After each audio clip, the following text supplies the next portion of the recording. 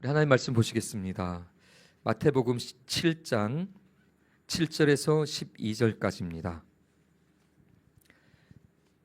마태복음 7장 7절에서 12절까지 저와 한 절씩 교독하도록 하겠습니다. 마태복음 7장 7절에서 12절까지 저와 한 절씩 교독하겠습니다. 구하라 그리하면 너에게 주실 것이요 찾으라 그리하면 찾아낼 것이요 문을 두드리라 그리하면 너에게 열릴 것이니 구하는 이마다 받을 것이요 찾는 이에는 찾아낼 것이요 두드리는 이에게는 열릴 것이니라. 너희 중에 누가 아들이 떡을 달라 하는데 돌을 주며 생선을 달라 하는데 뱀을 줄 사람이 있겠느냐. 너희가 악한 자라도 좋은 것으로 자식에게 줄 알거든 하물며 하늘에 계신 너희 아버지께서 구하는 자에게 좋은 것으로 주시지 않겠느냐. 그러므로 무엇이든지 남에게 대접을 받고자 하는 대로 너희도 남을 대접하라. 이것이 율법이요 선지자니라. 아멘. 인류의 문화와 도덕, 종교의 세계에서 최고의 도덕 규율 또한 가장 탁월한 규율을 황금률이라고 부릅니다. 그래서 오늘 말씀의 제목이 신앙의 황금률입니다. 황금률, 황금이 최고의 보석이라고 여겨지죠. 그래서 인류가 지켜야 할 가장 빛나고 가치 있는 규율, 이것을 황금률이라고 부릅니다. 근데 놀랍게도 이 황금률이 정확히 예수님이 말씀하신 그 한 구절을 지목합니다. 그래서 우리가 읽었던 마태복음 7장 12절이 모든 인류가 지켜야 될 가장 탁월한 도덕률이다. 이렇게 철학자들과 학자들과 신학자들이 인정하거든요. 한번 같이 읽어보겠습니다. 마태복음 7장 12절입니다. 그러므로 무엇이든지 남에게 대접을 받고자 하는 대로 너희도 남을 대접하라. 이것이 율법이요 선지자니라. 무엇이든지 남에게 대접을 받고자 하는 대로 너희도 남을 대접하라. 이것이 소위 황금률이라는 것입니다. 그런데 세상에는 세상의 도덕률에는요 황금률만 있는 것이 아니고 황금률의 버금가는 그보다는 좀 그 밑에 있지만 그만큼 중요하고 가치 있게 여겨지는 규율이 또 있거든요. 그래서 이것은 도덕률에서 뭐라 그러냐면 은율이라고 합니다. 뭐라고요? 은율. 왜 은일까요? 황금보다는 조금 못하지만 가치 있다. 그래서 은입니다. 은과 같은 규율이다. 이런 것 뜻입니다. 그래서 이 은율은 기독교 외에 타 종교나 타 문화권에서 이제 발견되는 탁월한 도덕 규율이거든요. 예를 들면 이렇습니다. 유대교회에 이런 규율이 있습니다. 내가 싫어하는 것은 아무에게도 시키지 마라. 이게 이제 토빗기 4장 15절이라는 그 유대교에서 우리가 보는 구약 성경에 더 많은 얘기들이 있습니다. 유대교 성전에는 그래서 내가 하기 싫은 일을 다른 사람에게 시키지 말라 이런 규율이 있거든요. 또 유교의 창시자가 누구예요? 공자. 유교는 공자 선생님이죠. 우리 공자 역시 이렇게 얘기했습니다. 내가 원하지 않는 바를 남에게 행하지 말라. 같은 얘기죠. 내가 원치 않는 걸 남한테 시키지 마라. 이런 얘기입니다. 또 있습니다. 힌두교와 불교에도 비슷한 얘기가 있는데 남이 내게 하여서 고통스러운 일은 너도 남에게 하지 말라. 같은 얘기죠. 내가 싫은 일을 남한테 자꾸 시키지 말라 이겁니다. 그래서 이거는 왜 황금률보다 그 밑에 계율이라고 하냐면 공통적으로 어떻게 얘기해요? 하라고 해요? 하지 말라고 해요? 하지 말라고 하죠. 이게 금지 명령입니다. 그리고 금지 명령이기 때문에 이건 소극적입니다. 적극적으로 뭘 하라는 게 아니라 그냥 하지 마, 가만히 있어 이런 거죠. 그래서 이건 부정적이고 소극적이기 때문에 그런 성격이라는 점에서 황금률보다 좀 낮은 은율, 가치 있지만 황금률보다 낮다 해서 은율이라고 하는 겁니다. 그래서 이 은율은 내가 손해를 볼 수 있으니까 남한테도 피해주지 않겠다 이런 이제 해악을 방지하는, 그러니까 남한테 해를 끼치는 것을 방지하는 그런 목적에 초점이 있습니다. 그래서 이 은율은 내가 가만히만 있어도 지킬 수 있습니다. 그렇죠? 내가 싫은 거 남한테도 그냥 안 하면 되잖아요. 안 하고 그냥 가만히 있으면 적어도 해를 끼치지는 않죠. 그래서 가만히만 있어도 이 은율은 지킬 수가 있어요. 그런데 황금률은 어떨까요? 우리 다시 한번 읽어볼까요? 황금률은 어떤지. 7장 12절입니다. 그러므로 무엇이든지 남에게 대접을 받고자 하는 대로 너희도 남을 대접하라. 자, 이게 황금률이란 말입니다. 이건 적극적이죠. 뭔가를 하는 거예요. 가만히 있으면 이 율법을, 이 규율을 지킬 수가 없죠. 가만히 있으면 할 수 없습니다. 뭘 해야 되는 거예요. 그래서 이거는 적극적이고 긍정적인 규율입니다. 그래서 이 황금률을 최고의 가치로 언제부터 여겼냐면 16세기에서 17세기에 유럽의 철학자들과 또한 신학자들이 있습니다. 그래서 많은 이제 그 도덕률을 검토하고 연구하면서 어떠한 도덕 규율이 가장 위대하고 인류가 남긴 유산 중에 가장 탁월한 규율일까? 그 연구의 결과가 결국은 이 마태복음 7장 12절이다. 최고의 규율이다. 이것은 결국 최고의 규율이라서 어떤 이름이 붙었다고요? 황금률, 최고의 규율. 이런 이제 거서 그렇게 불렸고 그것이 지금까지 우리에게 전해지는 겁니다. 근데 오늘 이 예수님께서 하신 말씀을 읽어보면 예수님도 이 말씀을 상당히 중요하게 여겼다는 것을 알 수 있습니다. 예수님께서 무엇이든지 남에게 대접을 받고자 하는 대로 너희도 남을 대접하라 한 다음에 그 다음에 뭐라 그랬어요? 이것이 율법이고 선지자다 이랬죠. 이 뭔 뜻일까요? 이것이 이 규율, 이 황금률이 율법이고 선지자다. 여기서 율법이란 보통 율법이라 하면요 이제 구약 성경 전체를 가리키기도 하지만 여기선 선지자랑 구별되니까 보통 모세오경을 가리킵니다. 모세오경 몇 개예요? 5잖아요. 모세 5. 그러니까 첫 번째는 창세기, 출애굽기, 레위기, 민수기, 신명기까지가 모세오경. 여기에 하나님의 율법이 이렇게 이제 아주 집중적으로 담겨 있죠. 그래서 이건 율법서라고 또 보통 부릅니다. 이 모세오경을. 그럼 선지자라고 되어 있는데 이건 뭘 의미할까요? 이건 선지자 사람처럼 되어 있지만 이 선지자들이 쓴 이런 전반적인 예언서들입니다. 소전서도 있고 대선지서도 있는데 이거는 그래서 선지서만을 의미하냐? 그렇지 않고 유대인들에게 있어서 율법과 선지자다 혹은 율법과 선지서다 이렇게 하면은 뭘 의미하냐? 구약 성경 전체를 의미합니다. 엄밀하게 말하자면 히브리 성경이라고 하는데 이거 전체를 의미하는 겁니다. 그래서 구약에 기록되어 있는 하나님 말씀 전부를 말하는 거예요. 근데 예수님은 지금 뭐라 그런 거예요? 이 황금률이 구약 성경 전체의 핵심이라는 거예요. 하나님 말씀의 전체를 한마디로 요약하자면 뭐라는 거예요? 이 황금률이라는 거예요. 그러니까 이 황금률 지금 예수님께서 중요하게 여겼어요? 안 중요하게 여겼습니까? 아주 중요하게 여긴 거죠. 그냥 또 아니고 아주 중요하게. 그래서 구약을 쫙 짜면 이거 한 구절 나온다. 하나님 말씀 알고 싶니?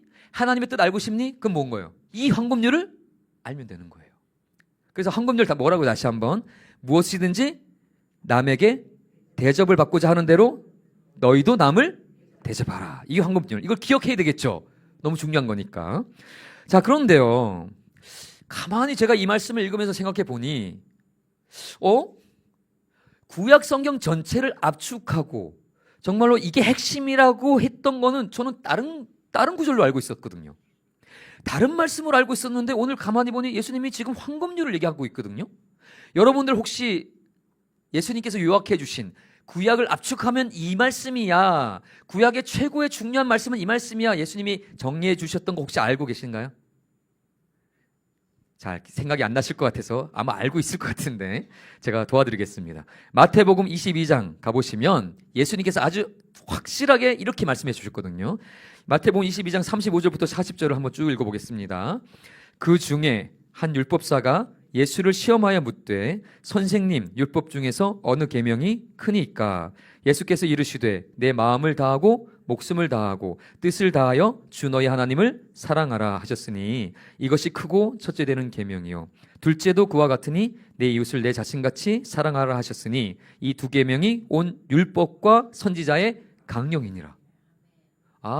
하나님 사랑과 이웃 사랑, 형제 사랑이 율법에서 가장 중요하다, 가장 크다 이렇게 예수님이 하셨죠.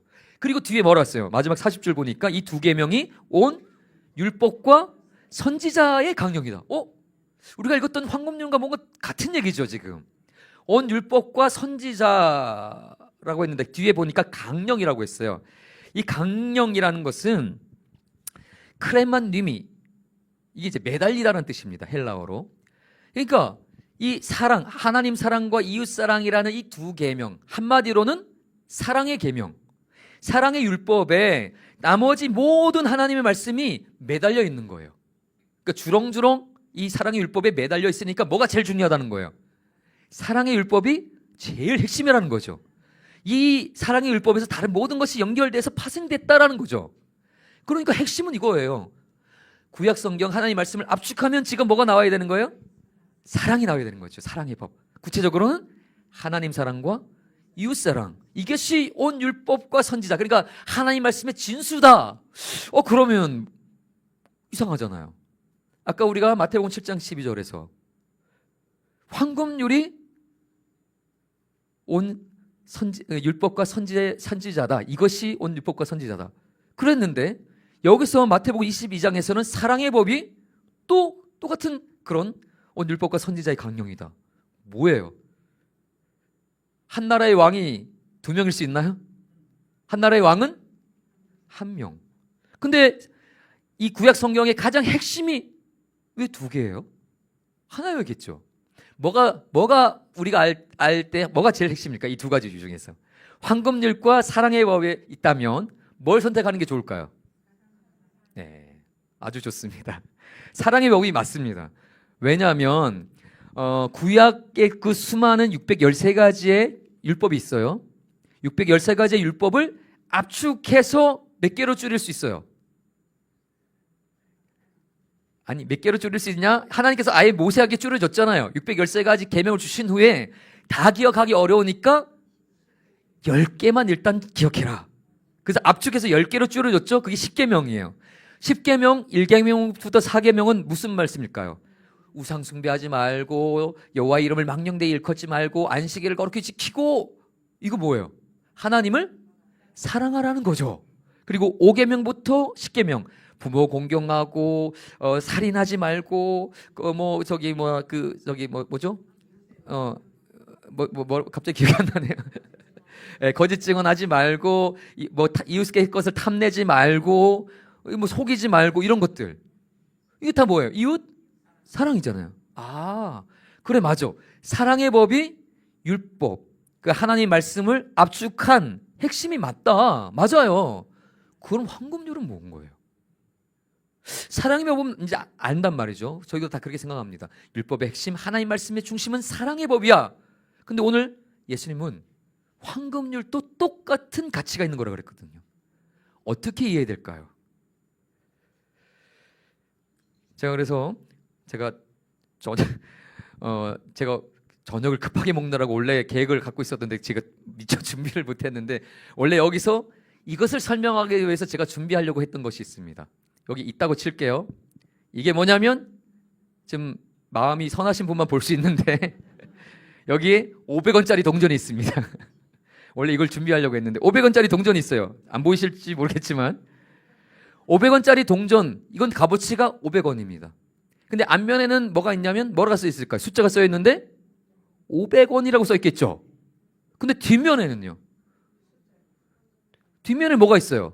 다른 그림이 있거든요. 뒷면에는 어떤 그림? 500원 안 보셨나요? 뭐가 날아가잖아요. 학이 날아가는 모습이 있습니다. 앞에는 500원이라는 것이 쓰여져 있고 뒤에는 학이 날아가요. 서로 다른 그림이죠. 그림은 다른데 값어치는 똑같은 500원입니다. 동전의 앞면이기 때문에, 동전의 양면이기 때문에. 오늘 이 말씀도 마찬가지인 거예요. 두 가지가 서로 다른 계명이라면, 다른 가치라면 이상한 거죠. 최고의 계명, 최고의 가치가 어떻게 둘이 될 수 있냐? 한 나라에 어떻게 최고의 왕이 둘이 될 수 있냐? 그럴 수 없는 거예요. 그렇다면 뭘까요? 둘은 결국 같은 것이다. 같은 가치를 말하고 있는 거예요. 그래서 사랑의 법을 또 다르게 표현하자면 황금률이 되는 겁니다. 그래서 그 황금률을 우리가 어떻게 이해될 것인가? 사랑의 법으로 이해하는 거구나. 다시 말해서 또 다르게 얘기하자면 예수님께서 계속 반복해서 강조했잖아요. 하나님을 사랑하고 어떻게 사랑하라 그랬어요? 내 마음과 힘과 목숨과 내 마음과 여기서 물론 이제 레위기서는 다른데 마음과 목숨과 뜻을 다하여 또 다른 거 보면 힘을 다하여 주 너의 하나님을 사랑하라. 그러니까 하나님을 이렇게 최선을 다해서 사랑해야 되는구나. 알죠? 그 다음에 이웃은 내 몸과 같이 사랑하라. 그건 안단 말입니다. 우린 사랑을 잘 아니까 그래 사랑하는 건 알겠어요. 근데 문제가 뭐냐면 어떻게 사랑할까요? 사랑해야 되는 건 아는데 어떻게 하나님을 사랑하고 어떻게 이웃을 정말 내 몸과 같이 사랑해야 될까요? 막연하단 말입니다. 그래서 너무나 사랑하고 싶어도 막상 사랑하려고 보니 어떻게 하는 것이 진짜 사랑하는 건지를 잘 모르겠어요. 근데 그때 어떻게 하면 좋을까요? 동전의 뒷면을 돌려보면 뭐라고 써 있다고요? 내가 대접을 받고 싶은 대로 남을 대접하라. 이렇게 써 있는 거예요. 어떻게 사랑해야 될까? 내가 대접받고 싶은 대로 남을 대접하는 게 사랑이구나. 그걸 알 수 있는 겁니다. 그래서 이것을 기준으로 모든 것에 적용하는 거예요. 왜? 이것이 모든 온 율법과 선지자의 강령이라고 그랬기 때문에 사랑의 법이 전체를 의미하는 것처럼 이 황금률도 모든 것에 적용할 수 있다는 거예요. 그래서 하나님의 뜻을 이루어가는 거죠. 그럼 한번 이렇게 봅시다. 하나님 사랑 어떻게 사랑해야 될까? 하나님을 사랑하는 마음으로 우리가 예배를 드리고 주님을 찬양하고 경배해야 되는데요. 우리 말라기서를 보면 하나님 앞에 예배하고 제사 드리는 것에 대해서 하나님께서 너무 답답해서 이렇게 말씀하신 적이 있거든요. 이스라엘을 향해서 무너진 예배에 대해서 경고하십니다. 말라기 1장 7절부터 9절인데 한번 같이 쭉 읽어보겠습니다. 너희가 더러운 떡을 나의 제단에 드리고도 말하기를 우리가 어떻게 주를 더럽게 하였나이까 하는도다. 이는 너희가 여호와의 식탁은 경멸히 여길 것이라 말하기 때문이라. 만군의 여호와가 이르노라. 너희가 눈먼 희생 제물을 바치는 것이 어찌 악하지 아니하며 저는 것 병든 것을 드리는 것이 어찌 악하지 아니하냐. 이제 그것을 너희 총독에게 드려보라. 그가 너를 기뻐하겠으며 너를 받아 주겠느냐. 만군의 여호와가 이르노라. 너희는 나 여호와께 하여 하나님께 은혜를 구하면서 우리를 불쌍히 여기소서 하여 보라. 너희가 이같이 행하였으니 내가 너희 중 하나인들 받겠느냐. 이게 이스라엘의 무너진 예배를 하나님께서 경고하시는 거거든요. 근데 뭐라고 말씀하시냐면 나에게 제사 드린다고 하면서 또 나에게 예배 드린다고 하면서 뭘 올린다는 거예요? 내 식탁에 더러운 떡을 올린다. 상한 떡을 올린다. 곰팡이 핀 떡을 올린다. 그리고 제물을 드린다고 하면서도 눈먼 것, 저는 것, 병든 것을 희생제물로 나한테 드린다. 그러니까 하나님 앞에 온전한 것을 안 드리고 있잖아요. 지금 뭔가 먹을 수 없잖아요. 이 상한 음식을 어떻게 먹겠습니까? 근데 하나님께는 그렇게 드려도 돼. 하나님이 진짜 먹는 것도 아닌데 영이신 하나님이 이걸 먹겠어? 그냥 적당하게 이렇게 드려도 돼. 이렇게 말한다는 거죠. 그러면서 나는 이제 하나님 앞에 예물도 드리고 제사도 드리고 예배도 드렸으니 난 뭘 받고 싶나? 은혜를 달라고. 하나님 나를 불쌍히 여겨달라고. 그렇게 하나님께 받을 거를 당당히 구하고 있다는 거예요. 근데 하나님께서 뭐라고 그러시냐면 너네들 나한테 지금 갖고 와서 나를 위한다고 했던 이것들을 이 병든 거 그리고 상한 것을 한번 총독 이때는 이제 포로기 너네를 지금 포로기에 이렇게 통치하고 있는 이방인 총독에게 한번 가져가서 한번 드려봐. 선물로 가져왔습니다. 총독님 맛있게 드세요. 상한 음식을 드려봐라. 그러면 그 총독이 기쁘게 그거를 받아서 맛있게 먹고 잘 먹었으니 무슨 상을 줄까? 그렇게 할 것 같냐? 이거잖아요 지금. 하나님께서 뭐 하라고 하시냐면 그들의 행동을 반대 입장에서 생각해 보게 하시는 거예요. 너네가 하는 행동을 지금 나에게 하는 행동을 반대로 한번 생각해 봐라. 과연 너네라면 그걸 받을 수 있을까? 제가 예전에요. 오래전에 이제 섬기던 교회가 있는데 거기에 원로 목사님과 사모님이 계셨습니다. 원로 사모님. 80대 중반을 넘으신 이제 훨씬 이제 어르신인데요. 이 어르신께서 주중에 이제 교회에 자주 오셨습니다. 그럼 저희가 이제 거기서는 점심 식사를 교회에서 줬거든요. 그래서 점심 식사를 사역자들, 뭐 담임 목사님, 이제 담임 사모님도 계실 때가 있고 부사역자들도 이제 이렇게 먹을 때가 있습니다. 이 사역자들과 함께 점심 식사를 하시곤 했는데, 그런데 이 원로 사모님 옆에는 잘 안 앉고 싶어 했습니다. 옆에 앉으면 좀 곤란한 일이 생겨요. 저도 옆에 앉아봤거든요. 음식을 이렇게 드시다가 양이 많아요. 그럼 이제 연세가 많으시니까 다 못 드십니다. 그럼 양이 많아서 대부분은 다 못 드시는데, 그럴 때면 어떻게 하냐면 옆에 앉아있는 이제 부사역자들에게 이렇게 말씀하시는 겁니다. 목사님, 아니면 여기 옆에 전도사님 앉아있는 전도사님, 이거 남은 거 가져가서 좀 드세요 라고 덜어주십니다. 근데 그 덜어주시는 음식이 왜 덜어주시겠어요? 아깝다고 이제 덜어주시는 겁니다. 근데 아깝다고 덜어주시는 그 음식은 김치 국물이 잔뜩 묻어있고 고춧가루도 묻어있고 간장도 묻어있고 드시다가 남은 거예요. 이렇게 따로 빼놓은 게 아닙니다. 그럼 보면 심란하죠. 어떡하지? 그래서 그래도 어르신이 옛날 분이시니까 힘든 시간을 겪으셨으니까 그래 아까울 만하지. 그래서 뭐 어르신 주시는 거 먹어봐야지. 저도 한 번 몇 번 먹었거든요.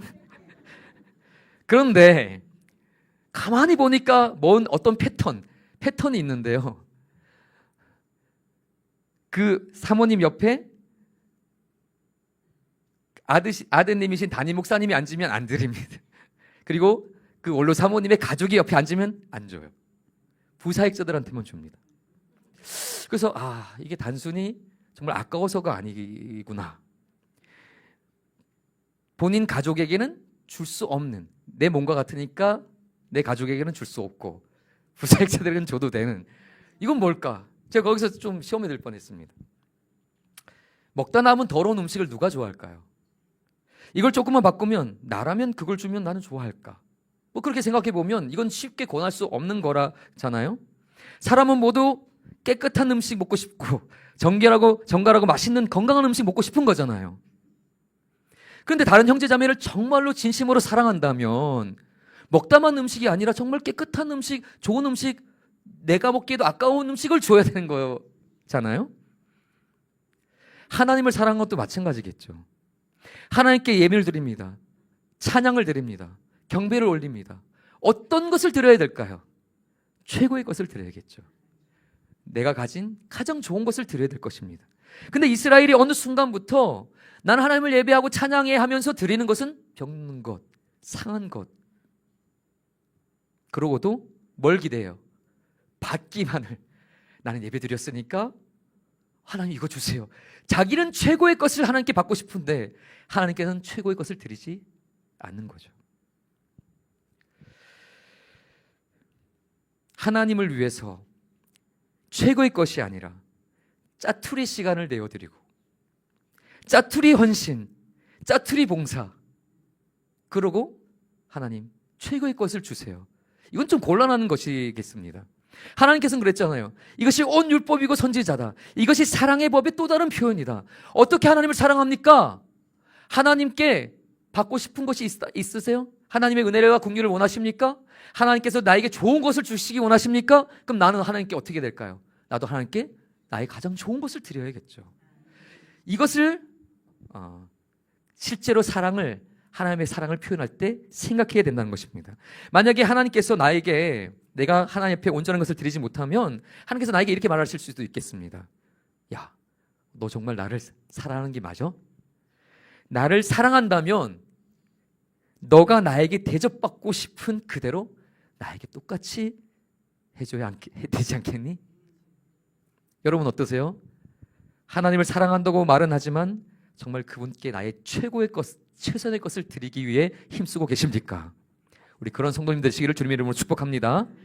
우리 다음으로 두 번째 살펴볼 것은 형제 사랑의 법입니다. 어떻게 형제를 사랑해야 될까? 똑같은 원리입니다.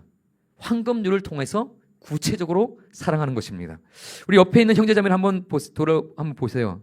그러면서 한번 사랑의 눈으로 나는 정말 이 사람을 정말 사랑하고 있는가, 그윽한 사랑의 눈으로 한번 보세요. 어떻게 사랑이 느껴지시나요? 아니 물론 저기는 부부가 앉으셔서 당연하지 않나요? 네. 옆에 있는 사람을, 형제 자매를 사랑의 눈으로 봐야겠죠. 아멘? 사랑이 느껴지신가요? 나를 바라볼 때 사랑의 마음이 느껴진다. 근데 어떻게 사랑하고 계세요? 형제 자매를 어떻게 구체적으로 사랑하고 계세요? 똑같죠? 내가 어떻게 형제를 사랑하게 될 것입니까? 내가 대접받고자 하는 그대로 내 옆에 있는 형제 자매를 사랑하면 진정한 사랑입니다. 그래서 예수님께서 베드로가 용서에 대해서 질문하신 적이 있어요. 그때 베드로의 질문에 예수님께서 똑같이 대답하십니다. 왜냐하면 이 황금률은 모든 것에 적용되는 거잖아요. 그래서 보십시다. 마태복음 18장 21절부터 22절 베드로의 질문입니다. 시작. 그때에 베드로가 나와 이르되 주여 형제가 내게 죄를 범하면 몇 번이나 용서하여 주리이까 7번까지 하오리이까 예수께서 이르시되 내게 이르노니 7번뿐 아니라 7번을 70번까지라도 할지니라. 여기 보면 형제가 나한테 죄를 잘못했단 말이에요. 죄를 졌다. 근데 용서를 얼마나 해줄까요? 7번 정도 하면 많이 한 거죠. 우리는 3-4번이 최고인데 7번, 이거 대단한 겁니다. 근데 예수님이 듣더니 7번을 70번까지도 해줘라. 이거는 그냥 계속 제한 두지 말고 그냥 다 용서해줘 이거잖아요. 그러시면서 이거를 구체적인 예를 들어주거든요. 예수님께서 들어주시는 그 비유가 있는데 이것이 우리가 잘 알고 있는 1만 달란트 빚진 자의 비유입니다. 왕이 있는데 왕한테 어떤 사람이 1만 달란트를 빚졌대요. 1만 달란트, 여기서는 단위가 금이 아니고 보통 여기서는 은입니다. 은화로 보통 이런 계산을 했기 때문에 은 1만 달란트를 빚진 거예요. 근데 은 1달란트는 6천 데나리온이거든요. 6천 데나리온은 무슨 뜻이냐? 데나리온이 하루 품삯이니까 6천일의 품삯입니다. 엄청 많죠? 근데 1만 달란트예요. 얼마예요, 이건? 6천만 데나리온이에요. 여기서부터 이제 머리 하얘지셨죠? 6천만 데나리온은 몇 년이냐? 매일 일했을 때 16만 4천 년 동안 매일 일해야 갚을 수 있는 돈입니다. 16만 4천 동안 4천 년 동안 매일 일해야 되는 돈이고 금액으로 환산하자면 하루 일당 15만 원 했을 때 무려 9천조 9천조를 빚진 거예요. 한 사람이. 이거 어떻게 갚아요? 근데 왕이 탕감해 주죠. 긍휼히 여겨줬습니다. 그런데 기쁜 마음으로 돌아가다가 만나죠. 100데나리온 빚진 사람. 100데나리온이면 뭐 그냥 1,500만 원 정도. 9천조를 탕감받은 사람이 1,500만 원 빚진 사람한테 멱살 잡고는 왜 안 갚냐고. 조금만 좀 시간을 주세요. 아니 당장 갚으라고. 갚지 않으면 너는 감옥에서 못 나온다고 감옥에 집어넣습니다. 그러니까 이것을 본 동료들이 야, 뭐 저런 인간이 다 있냐. 그렇게 큰 은혜를 받고도 1,500만 원 용서를 못 해줘 이러면서 그 왕한테 고자질 하거든요. 그랬더니 왕이 그 얘기를 듣고 분노해서 다시 끌어다가 취소. 그거 없던 일. 너도 똑같이 9천조 갚을 때까지는 너도 못 나올 줄 알아. 그래서 감옥에 집어넣었습니다. 이제 그 예수님의 비유입니다. 이걸 통해서 그 용서에 대한 그 답변을 해주시는데요. 요 한번 말씀을 읽어보겠습니다. 예수님이 정리해 주시는 겁니다. 마태복음 18장 32절부터 34절입니다. 이에 주인이 그를 불러다가 말하되 악한 종아 내가 빌기에 내가 내 빚을 전부 탕감하여 주었거늘 내가 너를 불쌍히 여긴 것 같이 너도 내 동료를 불쌍히 여김이 마땅하지 아니하냐 하고 주인이 노하여 그 빚을 다 갚도록 그를 옥졸들에게 넘기니라. 보세요. 이 사람을 뭐라 부릅니까? 악한 종, 나쁜 인간이라는 거예요. 왜 나빠요? 33절을 보니까 내가 너를 불쌍히 여긴가 같이 너도 내 동료를 똑같이 불쌍히 여겨야 되지 않냐. 너는 나에게 불쌍히 여김을 받고 싶으면서 정작 너에게 불쌍히 여김을 받고 싶은 사람에게는 불쌍히 여기지 않아?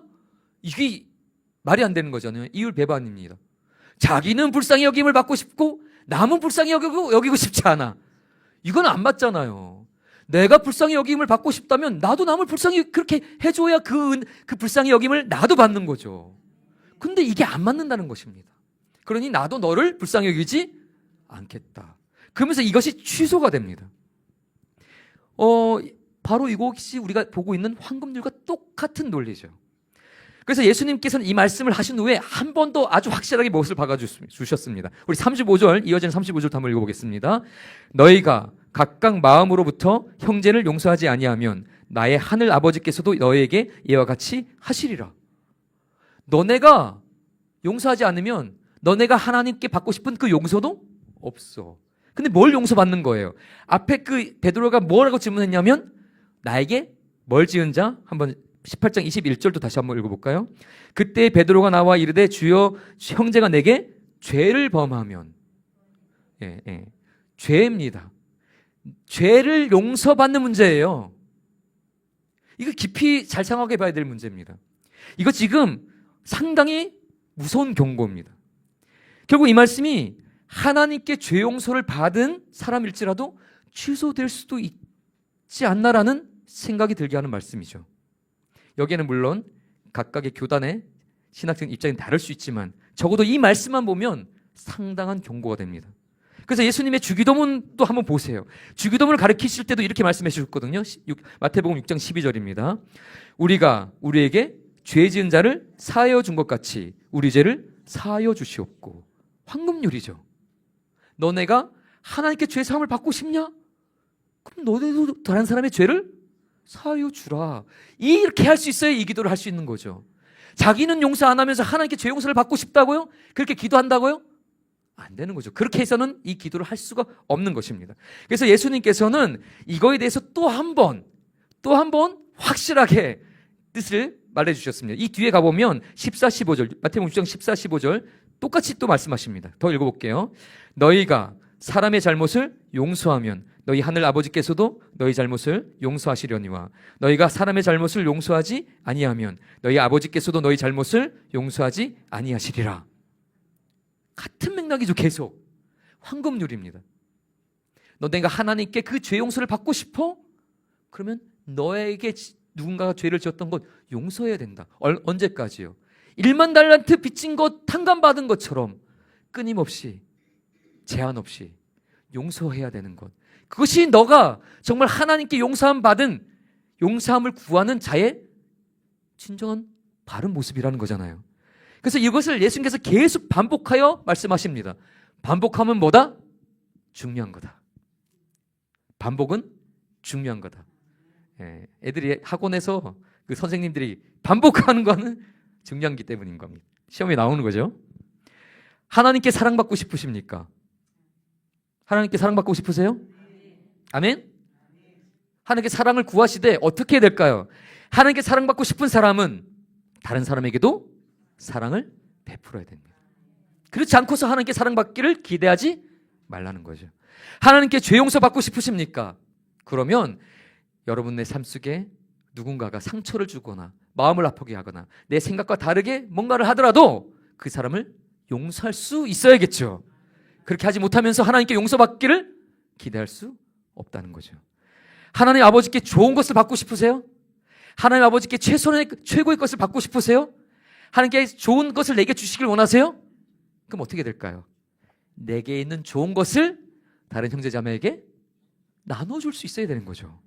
보세요. 오늘 그 말씀이 오늘 본문의 말씀입니다. 마태복음 7장 11절 12절 같이 읽어보겠습니다. 너희가 악한 자라도 좋은 것으로 자식에게 줄 줄 알거든 하물며 하늘에 계신 너희 아버지께서 구하는 자에게 좋은 것으로 주시지 않겠느냐. 그러므로 무엇이든지 남에게 대접을 받고자 하는 대로 너희도 남을 대접하라. 이것이 율법이요 선지자니라. 하나님 아버지께 좋은 것을 받고 싶니? 그러면 하나님께 대접을 받고 싶은 대로 너도 다른 사람에게 좋은 것을 나눠주는 삶을 살아야 되잖아. 그이전 자기는 너무 인색하고 뭔가 베푸는데도 아까워하면서 하나님께는 아낌없이 주세요. 하나님 나 더 받고 싶어요. 최고의 것을 주세요. 자기는 최고의 것을 베풀지 않으면서. 이건 안 맞는 거잖아요. 하나님께서 내 뜻, 모든 율법과 선지자를 통하여 나의 뜻을 가장 잘 표현하는 것이 바로 이 황금률이고 너가 대접을 받고자 하는 대로 남을 대접하는 것, 이것이 나의 뜻을 이루는 것이라고 말씀하는 거죠.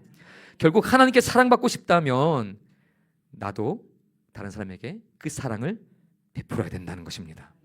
그것이 이 최고의 법인 사랑의 법을 가장 잘 우리 삶 속에 실현하는 최고의 방법이고 신앙의 원리입니다. 제가 어릴 때부터 모태신앙이었기 때문에 교회에서도 어릴 때부터 많은 성도님들을 봤거든요. 목사님들도 뭐 사역자님들도 다른 성도님들도 보고, 또 사역자가 돼서는 또 많은 교회를 다니면서 목사님들 뭐 부사역자들 뭐 성도님들 많이 봤거든요.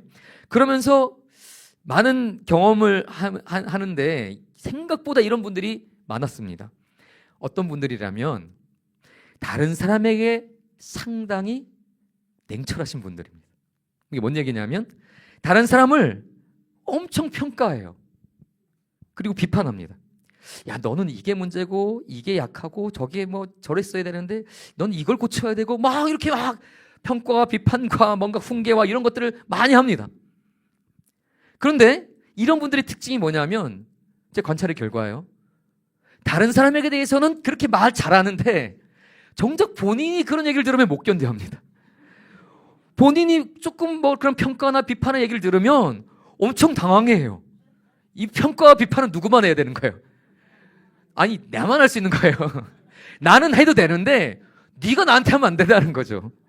그래서 누가 하게 되면 당황하면서 상당히 화를 내거나 또 심지어는 삐집니다. 말을 안 해요. 나한테 상처를 줬다고 본인은 수없이 하면서, 이건 내가 하는 것은 괜찮고 남이 나은 게 하는 것은 용납 못한다. 이거 뭐예요? 이거는 무슨 심보예요? 내가 대접받고 싶은 대로 남을 대접하는 마음 아니잖아요. 나는 대접받고 싶고 다른 사람이 나 함부로 한다. 이건 고약한 심보죠. 이기적인 마음입니다. 이건 하나님의 마음이 아니고 이건 사랑의 법이 아닌 거예요. 근데 그런 분들이 생각보다 많았어요. 교회 공동체 안에. 누군가를 평가한다고 판단하는 것 자체가 남보다 낫기 때문에 그런 거예요? 높기 때문에 그런 거예요? 자, 다시 뭔가 헷갈리신 것 같은데, 내가 다른 사람을 비판하고 판단하고 정죄하고 이래서 너의 문제가 저래서 문제 가르치려 든다는 거는 내가 그 사람보다 그러니까 낮은 곳에 있다고 생각하기 때문이에요? 높은 곳에 있다고 생각하기 때문이에요? 높은 곳에 있다고 생각해요. 그러니까 가르친다는 거죠. 내가 다 보고 있다. 내가 너의 부족함을 다 알고 있어. 그래서 너를 교정해 주려고, 내가 너를 사랑하는 마음으로 너를 좀 이렇게 잘 되게 해주려고 하는 거야 라고 하지만 사실 내가 너보다 높다라는 교만한 마음이죠. 생각보다 많더라고요. 그런데 이런 분들은 결코 하나님께 좋은 것 받기를 기대할 수 없다는 것을 깨달으셔야 됩니다. 무서운 얘기죠. 또 제가 교회 안에서 만난 어떤 성도님들은 이런 분도 있습니다. 너가 나한테 이렇게 나쁘게 행했기 때문에 나도 너에게 이렇게 나쁘게 할 거야. 이런 논리로 행하신 분도 꽤 많더라고요. 이 논리는 사실 세상의 논리입니다. 요즘에 소위 MZ세대들이 이 논리로 무장돼 있어요. 요즘에는요, 이 나이 차이가 상관이 없습니다. 제가 지하철에서도 어른들하고 자기보다 띠동갑은 물론 띠 곱하기 이동갑인 분하고도 쌍욕으로 목살 잡는 청년들 많이 봤습니다. 왜 그럴까요? 나이에 이젠 존중이 없고요. 이제 내가 판단하기에 너는 나이만 많지 나는 너를 내 아래로 봐. 이러면 거기에 거침없이 욕과 이런 주먹 다짐이 나가더라고요. 너가 나한테 함부로 하면 나도 함부로 한다는 거죠. 이게 세상의 논리. 눈에는 눈, 이에는 이.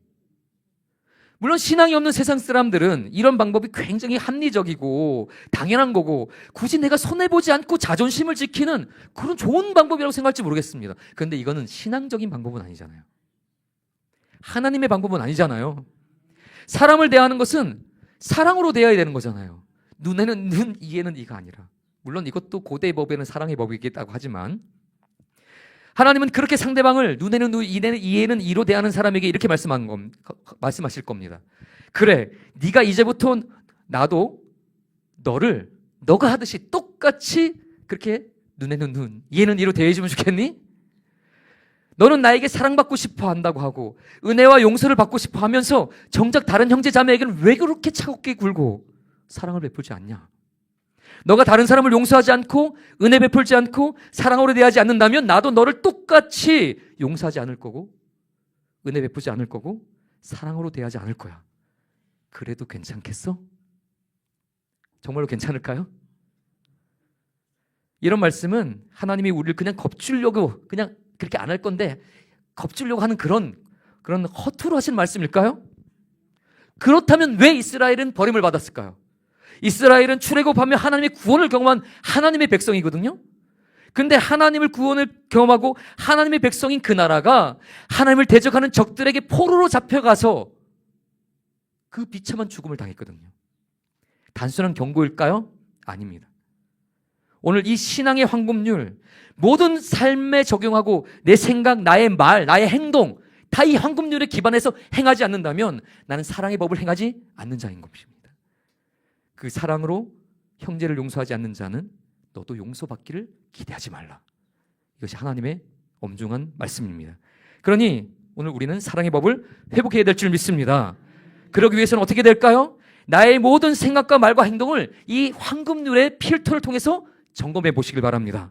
내가 정말 하나님께는 어떻게 하고 있는가? 어떻게 예배드리고 있는가? 나의 봉사와 헌신을 어떻게 드려지고 있는가? 그냥 대충 허투루 짜투리 시간, 아니 내가 하나님께 최고의 것을, 정말 좋은 것을 받기를 원한다면 나도 하나님께 나의 가장 좋은 것, 선한 것, 좋은 것을 드려야겠지. 그리고 형제 자매 그들에게도 내가 대접받고자 하는 대로 정말 좋은 것을 주시고 그들에게 용서와 긍휼과 사랑을 베푸신다면 하나님의 사랑과 은혜와 축복이 우리 삶에 더욱더 충만하게 부어지게 될 줄 믿습니다. 아멘. 우리 함께 기도하겠습니다.